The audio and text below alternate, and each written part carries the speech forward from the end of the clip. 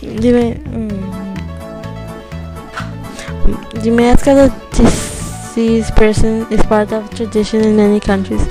The most important process of the funeral ceremonies in ancient Egypt was mummification of the body with after prayers and consecration was put in the sarcophagus enameled and decorated with gold gems.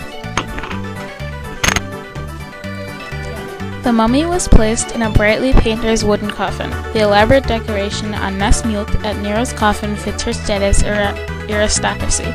A central band contains symbols of the rebirth, flanked by panels featuring the panel's imageries of gods and goddesses. Look for the central panel that shows the winged scarabed petal covering protectively over the mummy. It probably was to represent the mummy of the Nesmut at Nero herself. Coffin of a Middle Kingdom. At the near the end of the coffin could stand her arm raised protectively. The hieroglyphics inscriptions are magical requests of offering thus protection. Small magical amulets made of semi-precious stones. Fiancé were placed within lines wrapping a mummy, many of them hieroglyph signs. For Egyptians, the cycle of human life rebirth mirrored the reproductive cycle that surrounded them in a natural. After looking forward to continue their daily lives in an invisible spirit among their descendants on earth, the Egypt enjoying all the pleasure of life with one of its main hardship. This vision is vividly depicted in the sculptural relief and wall painting of the Egyptian tombs, with the deceased portrayed in the way he or she wished to remain forever, accompanied by images of their family, servants, and from of art, not only reflected of the Egyptian style, but also their very present made afterlife and rebuilt. This is a tomb painting from the tomb of a man named Mina. The Egyptians believed that the pleasure of his life could be permanent, though scenes like this one of Mina hunting Nile marshes. In this painting of Mina, the largest figure is shown twice. He is a pier fishing on the right and throwing a stick at the bird on the left. His wife, the second largest figure, and his daughter and son are with him. They assist him and express their affection to his work to him. The son on the left is the drawing attention with the pointed finger and the two little predators, a cat and an instrument. They are about to steal the bird's eggs. Pointing a finger were a magical gesture for averting evil in ancient Egypt, and the attack on the nest may well be a reminder of the vulnerability of the life.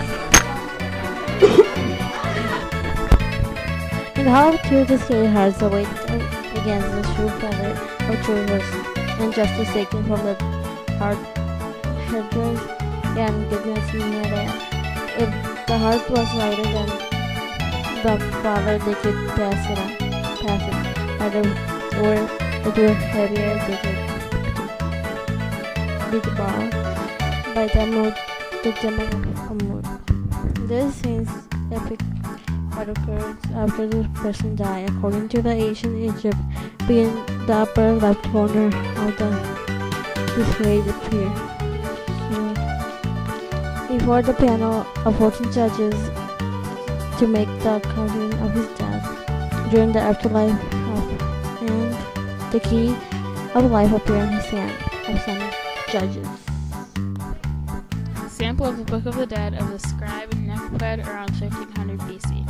The Book of the Dead is the common name for the dead for the ancient Egypt funerary text known as the Book of the Coming or Going Forth day by day. Papyrus with funeral records. Much of what we know about the early life has been preserved in their tombs, what prepared the dead for the protection of the day. Egyptians believe that the next tile has been provided for in every detail, and as a result, tombs were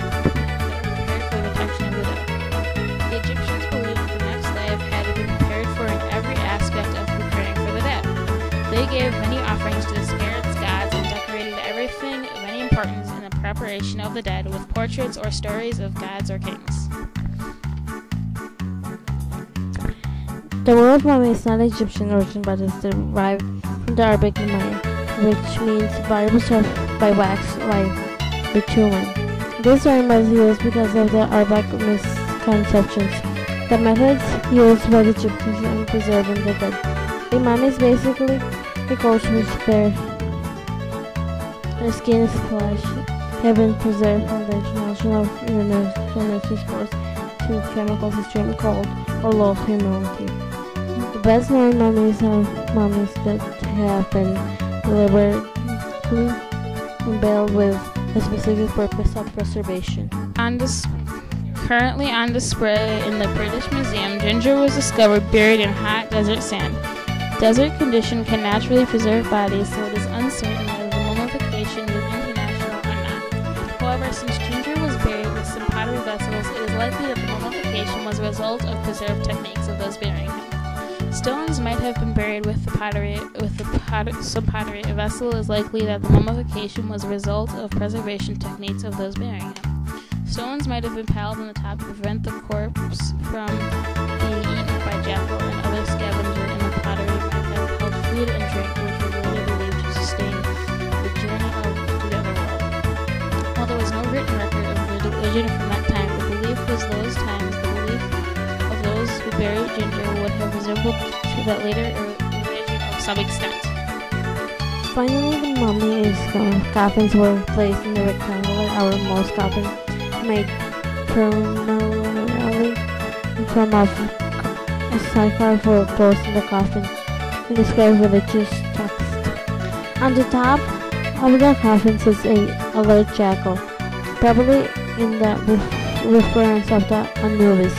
The jackal headed god who was a patron of embellishment and protector of cemeteries. These two wooden boxes were filled with mud, sweat, water. Figures were found in with Nasmute admirals, elaborate coffins. Shabati figures were modeled in shape, and the mummified vessels were designed to do any work that the god asked the deceased spirit and to do the afterworld.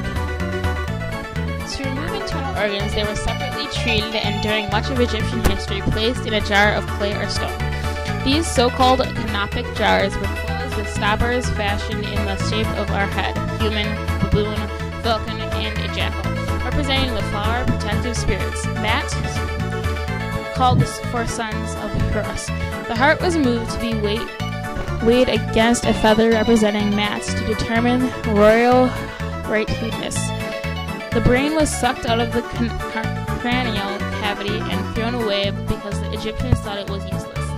Personal belongings were usually placed in the tomb to make the Kamor home to assist the dead in their journey into the afterlife. Text was read from the Book of the Dead, and the ritual of the opening mouth was performed before the tomb.